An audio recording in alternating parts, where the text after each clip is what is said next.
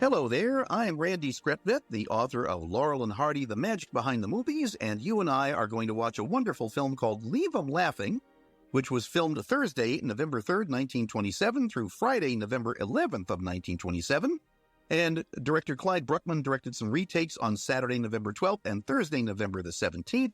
It was copyrighted on January 9th, 1928 by MGM and released on January 28th, 1928. Hal Roach himself came up with the idea for this film, which had the working title of A Little Laughing Gas. Now, this opening scene will be familiar to fans of the television comedy Friends, because a poster from this scene adorned the wall of Chandler and Joey's apartment. You also see that there is some blue tinting here. This was a way of indicating night scenes, and we've just gone now to amber.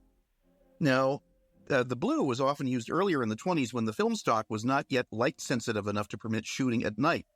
But this tinting, it involved soaking each theatrical print in a dye. Now, in this case, with the blue and amber tints alternating, the shots for each color would have been dyed and then re-spliced together in narrative order on the print that you would see in the movie theater. Loews Incorporated, which was the parent company of MGM, would have taken care of this because the Roach studio shipped the negatives of their films to Loews in New York for printing, and the prints were made by Consolidated Certified Prints, evidently about 300 of them for the United States, which were then sent from New York to exchanges all around the country. Now, Laurel and Hardy share a bed here, which they do in at least 22 of their films. It's as many as I could think of from memory. We'll see that again in Angora Love, and they did earlier in Slipping Wives. They have to be in close proximity for comedic reasons. It would be very difficult for them to be funny if they were in separate beds. Now, we have this hot water bottle gag.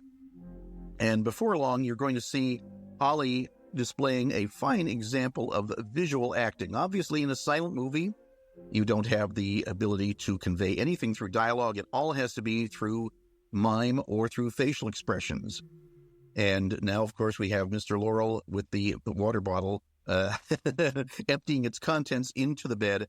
And his facial expressions in this scene are just a wonderful example of visual acting. And also shows you how subtle the Hal Roach comedies were in comparison to, say, the Mack Sennett comedies, where everything was fast and for big visual gags, everything done on a grand scale. The Hal Roach comedies were really based on characterization and personality, and something like this is a fine example of how Roach differed from Mack Sennett and other silent comedy producers of the time. You may have noticed on the titles that Leo McCarey was a supervising director and that George Stevens was also the cameraman on this.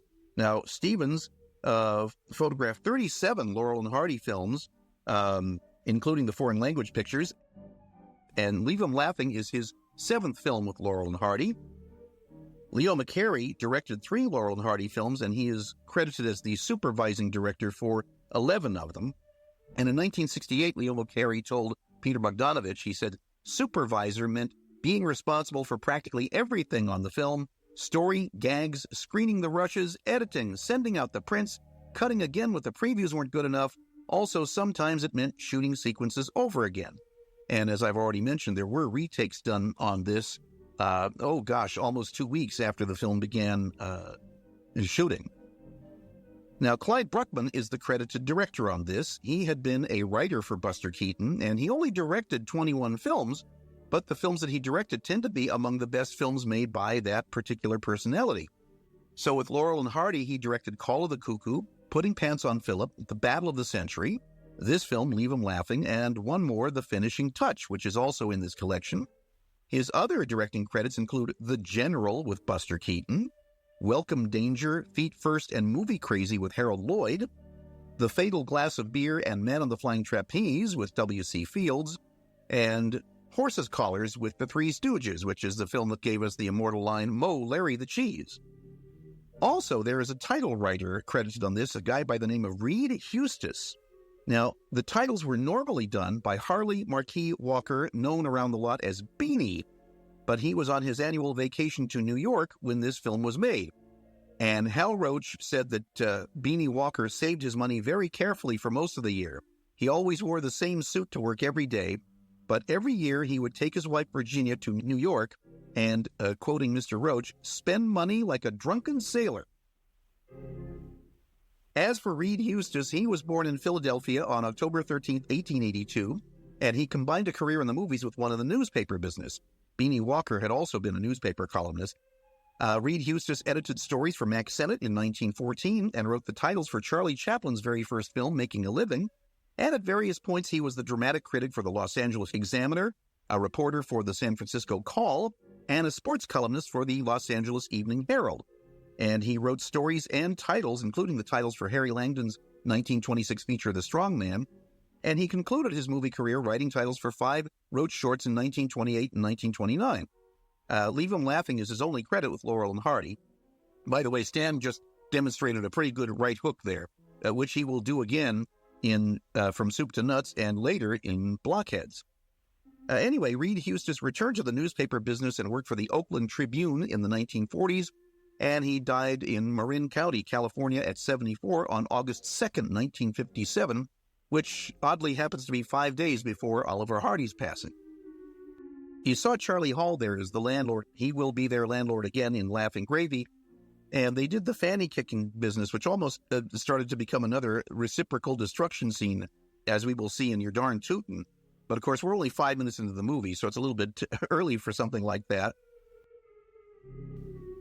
Stan has dental problems in this film, and in reality, at this time, he had rather poor teeth, as you can see in some stills when he's laughing.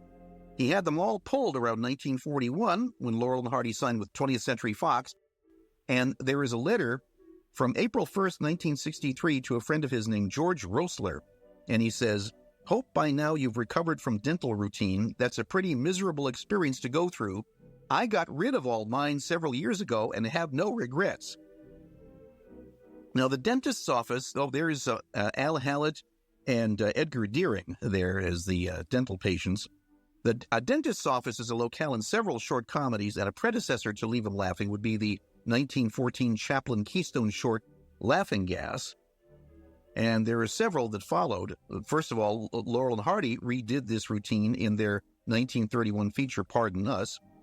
The Three Stooges remade the first part of this film in a short called I Can Hardly Wait, which also includes the late-at-night attempts at extraction, and also a later gag, which you're going to see, in which Ollie demonstrates how painless this will be.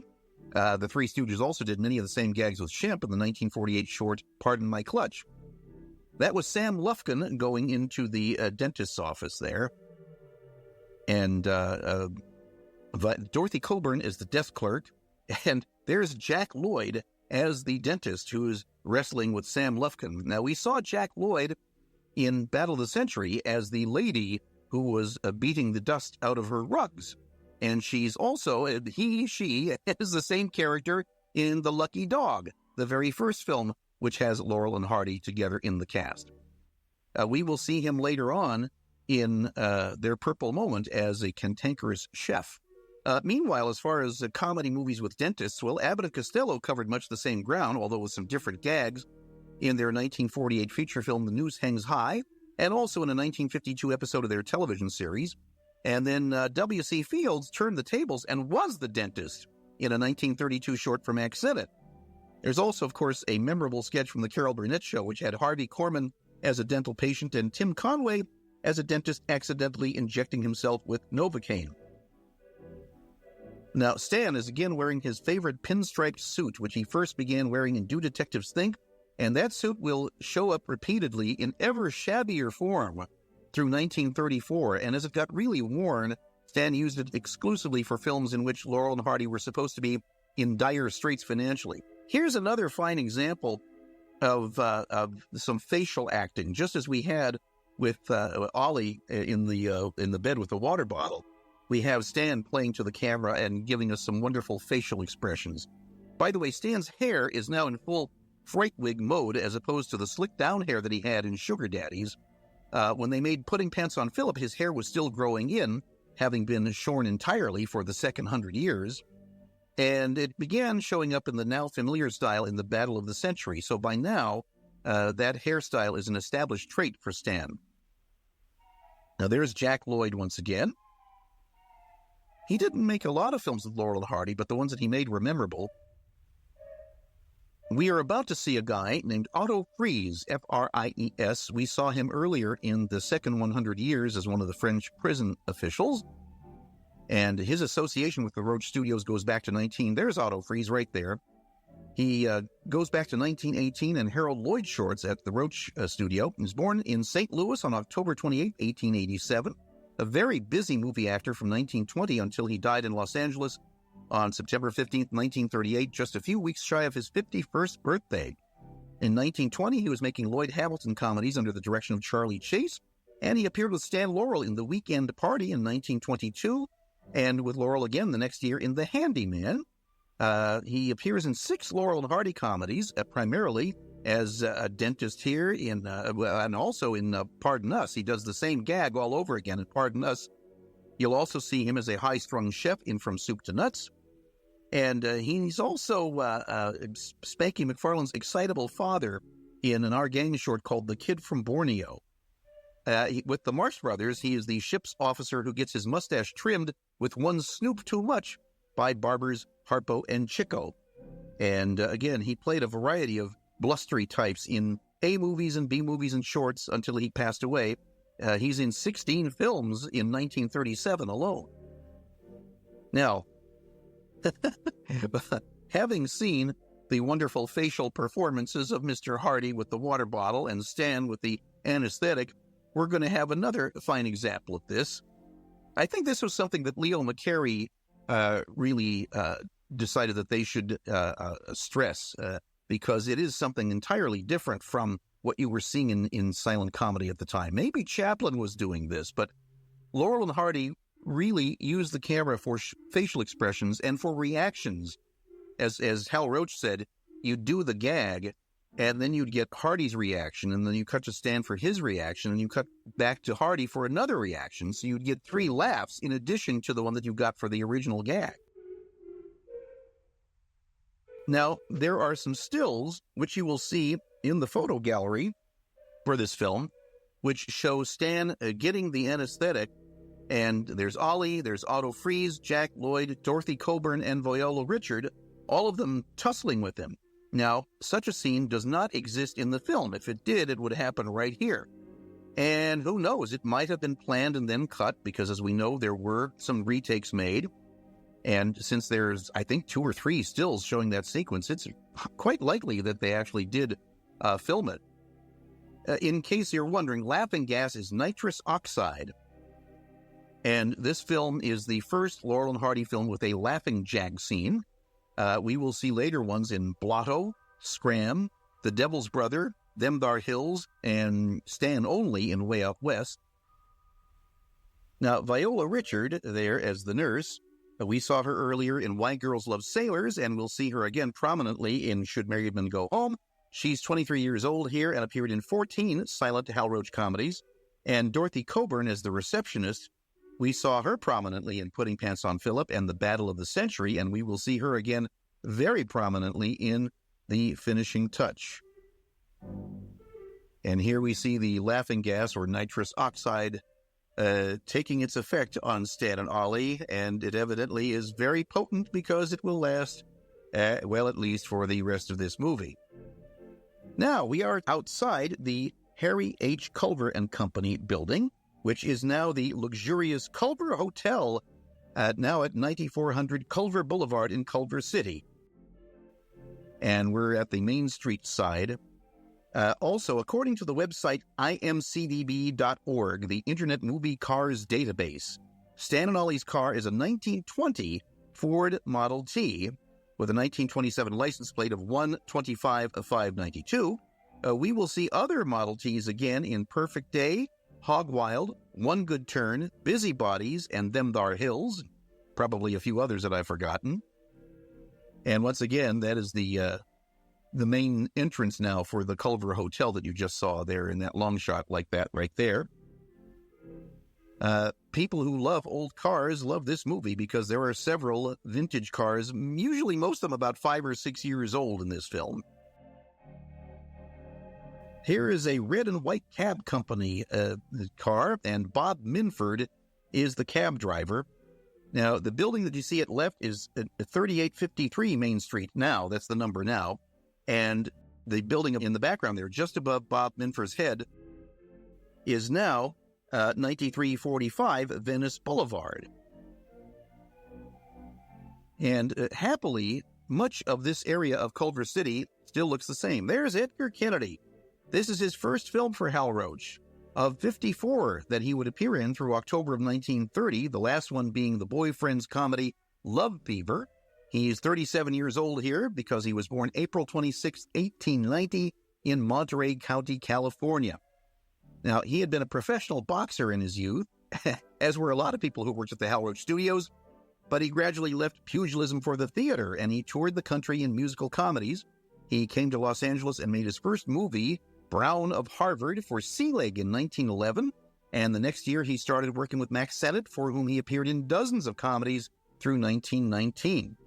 And he went freelance the next year and appeared in short comedies for Fox and played supporting roles in features for many studios.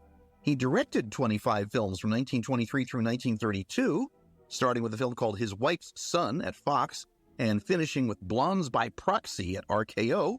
He also directed 7 shorts at Universal in 1926. And he was busy at the Roach lot from 1928 through 31, although he still appeared in films for other producers like Welcome Danger for Harold Lloyd. After he left Roach in 1931, he began starring in a series of short comedies for RKO called The Average Man, which ran until he died from throat cancer on November 9th of 1948. But during this time, he continued to make memorable appearances in features like Duck Soup with the Marx Brothers, and his next to last picture was Unfaithfully Yours for Preston Sturges, and he had some wonderful scenes as a classical music-loving detective. He was kind of the polar opposite, really, of Jimmy Finlayson, because Finlayson exploded in anger, and Kennedy tried to suppress everything. With his slow burn, he would twist his face and rub his bald head in determination not to let his emotions get the best of him, but they always did. By the way, we have already seen a 1922 Chevrolet FB and a 1926 Chevrolet Superior V as some of the other cars in this film. We also see in the background there is a fellow that you see all the time in Laurel and Hardy films called Jack Hill. And he is in 37 Laurel and Hardy films. He has a distinctive nose and ears. And he was born in Roanoke, Virginia on September 12, 1887. We will see him again in Their Purple Moment and Two Tars. He had worked as a mechanic and actor at the Keystone Studio before coming to the Roach lot, and he was still doing stunts as well as extra work well into the 1940s. His last known credit is an episode of the TV show Laramie from 1959. Now, the section of Main Street that we see here was then between 7000 Main Street, the Bank of America, or actually the Bank of Italy at that point, and 7012, the Piggly Wiggly Market. You can see the sign for that at the left. This has since been renumbered to 3853 to 3833 Main Street. So if you're going to go sightseeing, those are kind of the numbers to look for. 3853 through 3833 Main Street. Those are the businesses which are most often visible in the Laurel and Hardy comedies. We have the Bank of Italy. We have Mosier's Art Shop with Kodak Finishing. And you will also see the E.N. Ostrom Optometrist and the Culver City Department Store. Also, you'll see the Cute Kitty Shop at 3846 Main Street. That's what it is now. Now here's an interesting joke. Now, Kennedy loses his trousers. And Hal Roach, when this film was released, he was in the middle of a 5-month tour around the world. And when he was in Germany, the German people from MGM asked him to come to a theater and watch this film. And Roach said, right in the middle of this, they put in a German title which said, "He looks like a washerwoman." The audience laughed like hell at this title. Then I found out that there was a dirty saying in Germany about a washerwoman leaning over and somebody attacking her from the back. But the scene was very funny without any title, and I couldn't see why in the world they put a title in it like that. So I guess that is the problem with silent films, is that the individual distributors in other countries, they, of course, made their own titles in their own language. And I guess sometimes they took liberties and added things which were not in the American edition of the film. By the way, Jack Hill's car there right behind them is a 1921 Studebaker Big 6 EG. There again is E.N. Ostrom, optometrist. Now, he was actually Earl Newton Ostrom, and his office in 1927 was at 7004 Main Street in Culver City, which is now 3847. Also, you see the Culver City department store, which, by the way, was having a $1 days sale at the time of filming. And you'll see some people there on Main Street who are rather glumly watching Laurel and Hardy's antics. And they, of course, are real citizens, real Culver City citizens, not too happy about having their Main Street blocked off and inaccessible because of this filming. But it does, there they are. This does add rather a documentary authenticity to these scenes. So I don't think those people were paid extras. I think they were just actual folks watching the filming. Obviously, you couldn't stop the business for every one of these shops while you were making this film. You'd never be able to film here again. Now, Roach sent this film to the New York offices of Lowe's Incorporated, and Fred Quimby sent a telegram saying, "Just finished screening Leave 'em Laughing for committee. Stop. To a man, it was a continuous roar. I had a pain in my side when I left the projection room. It is a riot. Laurel and Hardy doing marvelous work. We should get $1,000 a day for this one. Regards, and a happy and prosperous New Year." Now, we are about to leave Culver City and go to the Hal Roach back lot for a gag which will be repeated in the 1929 talkie The Perfect Day, and Edgar Kennedy there will once again take the plunge with Stan and Ollie. And as our day of hilarity concludes, this is Randy Skretvet, and I thank you for listening.